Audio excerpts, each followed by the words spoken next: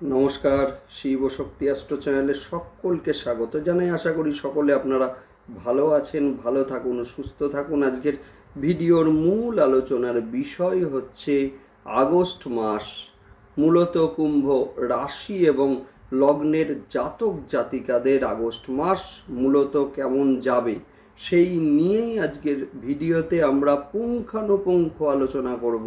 সঙ্গে থাকছে নাক্ষত্রিক বিশ্লেষণ এবং সেই সঙ্গে প্রতিকার। অবশ্যই আপনারা ভিডিওটিকে শেষ পর্যন্ত দেখতে থাকুন।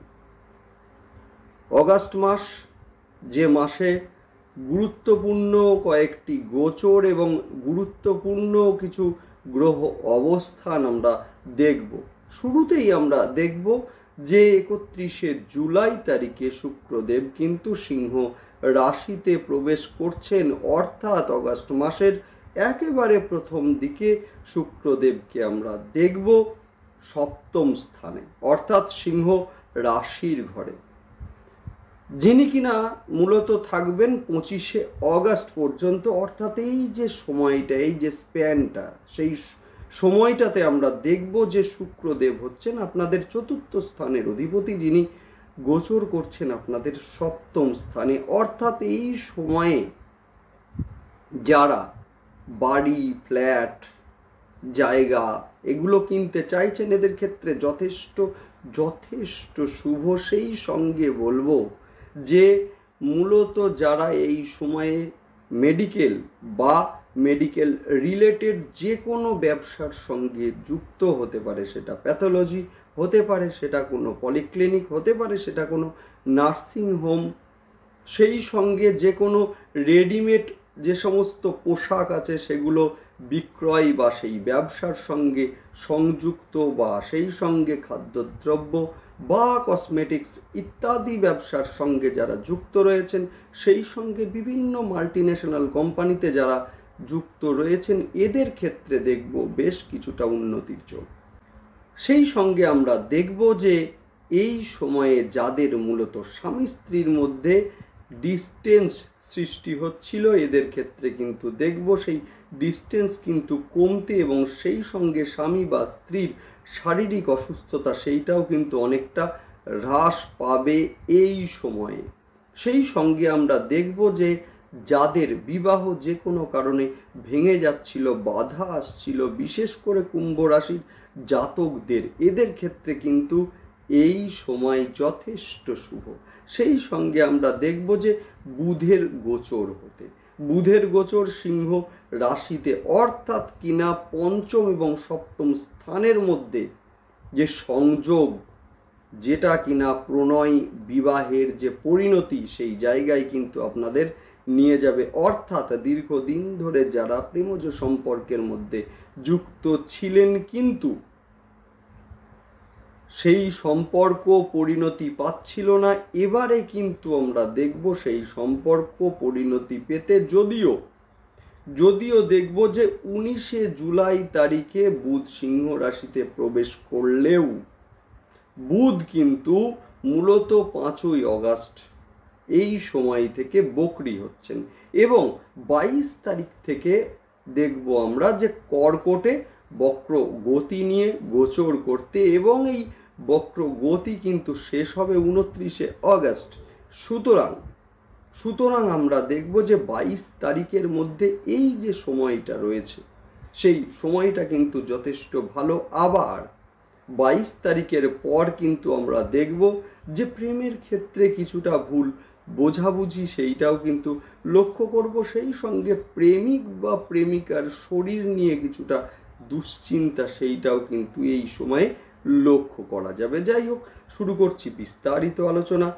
অবশ্যই তার আগে আপনারা চ্যানেলটিকে সাবস্ক্রাইব করে নেবেন। দেখুন, গ্রহের গোচর সেটা স্বল্প সময়ের জন্যই হোক বা দীর্ঘ সময়ের জন্যই হোক, গ্রহের গোচরের একটা ইম্প্যাক্ট কিন্তু আমাদের জীবনে ভীষণভাবে পড়ে। সুতরাং যে কোনো গুরুত্বপূর্ণ সিদ্ধান্ত নেওয়ার পূর্বে কিন্তু অবশ্যই গ্রহের গোচর দেখে তবেই সিদ্ধান্তগুলোকে নেওয়া উচিত। না হলে কিন্তু সিদ্ধান্তে ভুল হওয়ার একটা সম্ভাবনা সেটা কিন্তু থাকবে, এবং তখনই আপনাদের মনে পড়ে অ্যাস্ট্রোলজার বন্ধুদের কথা। সমস্যার প্রতিকারের জন্য। সেই কারণে বলবো গ্রহের গোচর দেখে আপনারা সিদ্ধান্তগুলিকে নিন। এতে সবচেয়ে বড় যে সুবিধাটা হবে সেটা হচ্ছে আপনাদের বহু সমস্যার সমাধান আপনা থেকেই হয়ে যাবে। কোনো প্রতিকার বা কোনো অ্যাস্ট্রোলজার বন্ধুর কাছে যাওয়ার দরকার হবে না। যাই হোক, অবশ্যই আপনারা গ্রহের গোচরগুলোকে পুঙ্খানুপুঙ্খভাবে দেখুন, তার বিশ্লেষণ আপনারা করুন। অবশ্যই আপনারা চ্যানেলটিকে সাবস্ক্রাইব করে নেবেন, যাতে করে গ্রহের গোচরের সঙ্গে সঙ্গে প্রতিটা ভিডিওর নোটিফিকেশন আপনাদের কাছে সহজে পৌঁছে যায়। যাই হোক, শুরু করছি বিস্তারিত আলোচনা। কুম্ভ রাশিতে বর্তমানে কিন্তু শনিদেব বক্রী অবস্থায় আছে, যার ফলে কিন্তু অর্থের ব্যয়, এটা কিন্তু স্বীকার করতেই হবে যে অর্থের ব্যয় কিন্তু এই সময় দারুণভাবে হচ্ছে কুম্ভ রাশি এবং লগ্নের জাতক জাতিকাদের। তবে কুম্ভ রাশির জন্য সবথেকে ভালো খবর হচ্ছে অগাস্টের প্রথমেই শুক্রদেবের গোচর। সেই শুক্রদেব যিনি কিনা আপনাদের চতুর্থ স্থানের অধিপতি। সুতরাং এই যে চতুর্থ স্থানের অধিপতি যিনি 31শে জুলাই সিংহ রাশিতে প্রবেশ করছেন, অর্থাৎ সিংহ রাশিতে গোচর করছেন এবং সেখানে থাকবেন কিনা 25শে আগস্ট পর্যন্ত, এই যে দীর্ঘ সময় বা এই যে স্প্যানটা, এই সময়কালের মধ্যে দেখব যে বিবাহের ক্ষেত্রে এই সময় ভীষণ শুভ। যারা ফ্রাস্ট্রেটেড হয়ে যাচ্ছিলেন, ভালো সম্বন্ধ আসছিল না বা এলেও হয়তো যে কোনো কারণে ভেঙে যাচ্ছিল, এই সময়ে তারা চেষ্টা করুন, অবশ্যই হবে। এই সময় কিন্তু খুব দারুণ যোগ, এই সময়ে আপনারা চেষ্টা করুন, অবশ্যই হবে। সেই সঙ্গে আমরা দেখব যে 16ই জুলাই তারিখে রবিদেব কিন্তু সিংহে প্রবেশ করবেন এবং সেখানে তিনি স্বক্ষেত্রী হবেন, যার ফলে কিন্তু বিবাহের জায়গাটা আরও প্রমিনেন্ট হচ্ছে এবং সেটা কিন্তু ফাইনালাইজ হতে কিন্তু এই সময় আমরা দেখব। শুক্রদেব আপনাদের চতুর্থ স্থানের অধিপতি, যিনি কিনা ষষ্ঠ স্থানে অবস্থান করছিলেন এতদিন, যার ফলে কিন্তু বিভিন্ন পারিবারিক অশান্তির মধ্যে, বিভিন্ন মানসিক যে কোনো চাপের মধ্যে কিন্তু কুম্ভ রাশির জাতক জাতিকারা ছিলেন। মানসিক একটা অশান্তি সেটা কিন্তু চলছিলই, তার কারণ হচ্ছে মূলত চতুর্থ স্থান হচ্ছে আমাদের মানসিক শান্তির জায়গা। সেই জায়গায়, অর্থাৎ সেই জায়গার অধিপতি যিনি কিনা ষষ্ঠ স্থানে ছিলেন, অর্থাৎ মানসিক একটা অশান্তি, মানসিক একটা চাপ, মানসিক একটা যে টানাপোড়েন সেটা কিন্তু ছিল। এবারে কিন্তু সেই জায়গাটা অনেকাংশে কাটবে এবং পারিবারিক যে কোনো সমস্যা আলোচনার মাধ্যমে সেগুলো মিটবে। সেই সঙ্গে আমরা দেখব যে পঞ্চম স্থানের অধিপতি বুধ 29শে জুলাই অলরেডি প্রবেশ করছেন সিংহে এবং 5 তারিখে তিনি বক্রী হচ্ছেন। অর্থাৎ আগস্টের একটা বড় সময়, যে সময়টা আমরা বুধকে দেখব কিন্তু সিংহ রাশিতে, যে বুধ আপনাদের পঞ্চম স্থানের অধিপতি।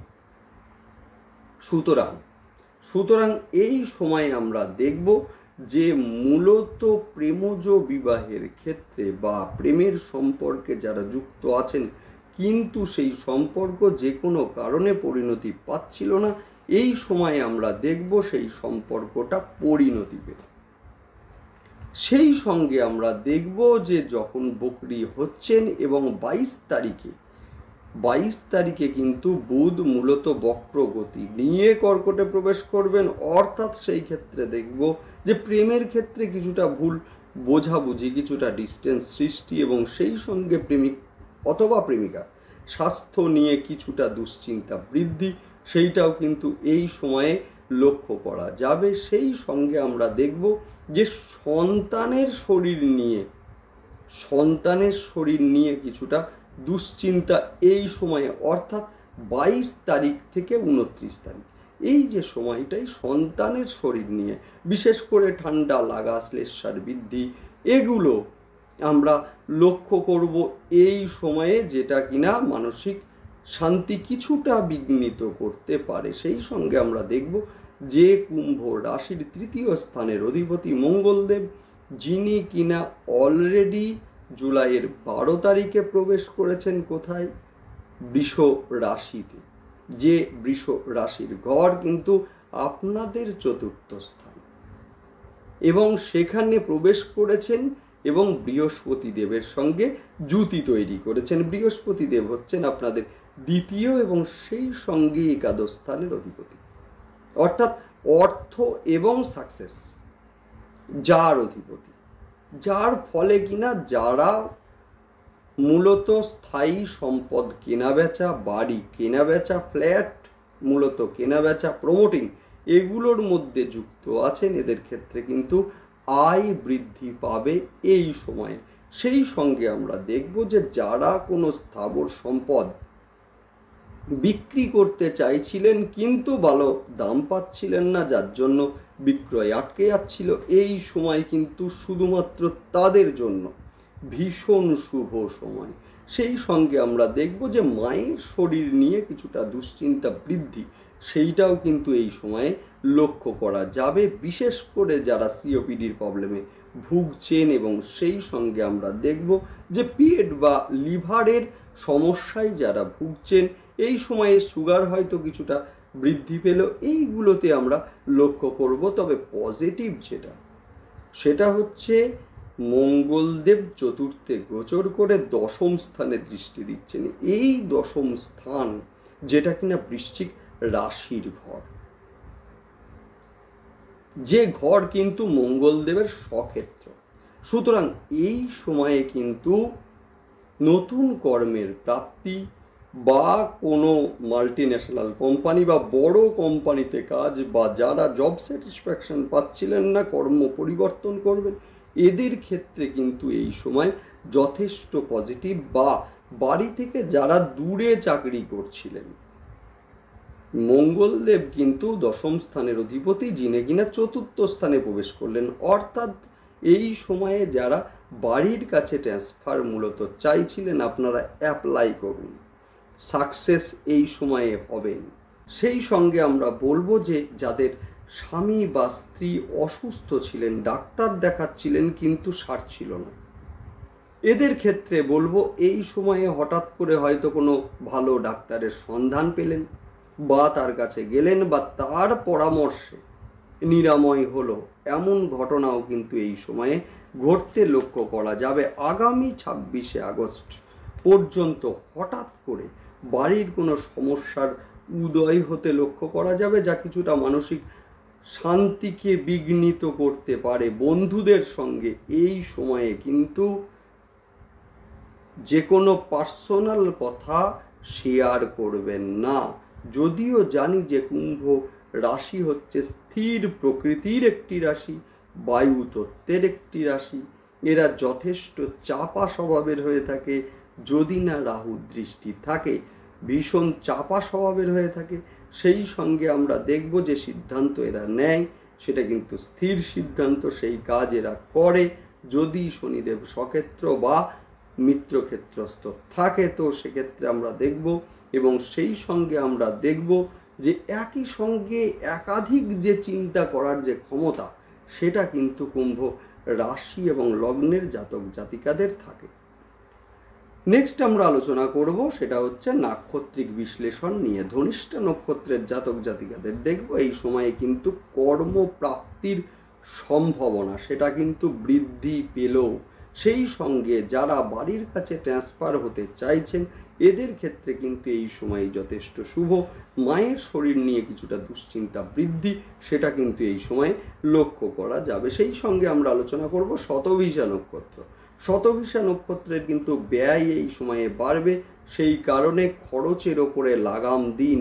হঠাৎ করে ধৈর্যচ্যুতি ঘটার সম্ভাবনা আছে, হঠাৎ করে কোনো কথা মুখ ফসকে বেরিয়ে গেল, যার ফলে কিন্তু আত্মীয় স্বজনের মধ্যে একটা ডিস্টেন্স সৃষ্টি, সেইটাও কিন্তু এই সময় লক্ষ্য করা যাবে। ইলেকট্রনিক্স ডিভাইস হতে পারে, সেটা মোবাইল হতে পারে, সেটা কম্পিউটার, হ্যাং করছে, স্লো হয়ে যাচ্ছে, ভেঙে যাওয়ার মতো ঘটনাও কিন্তু এই সময়ে লক্ষ্য করা যাবে। নেক্সট আলোচনা করব পূর্ব ভাদ্রপদ নক্ষত্রের জাতক জাতিকাদের এই সময়ে কিন্তু বাড়ি ফ্ল্যাট যারা কিনতে চাইছেন এদের ক্ষেত্রে ভীষণ শুভ।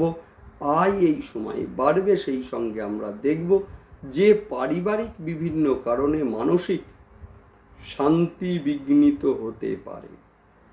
নেক্সট আমরা আলোচনা করব প্রতিকার নিয়ে, যে কুম্ভ রাশি এবং লগ্ন জাতক জাতিকারা অবশ্যই আপনারা দেখতে থাকুন ভিডিও এবং সেই সঙ্গে চ্যানেলটিকে সাবস্ক্রাইব করে নেবেন।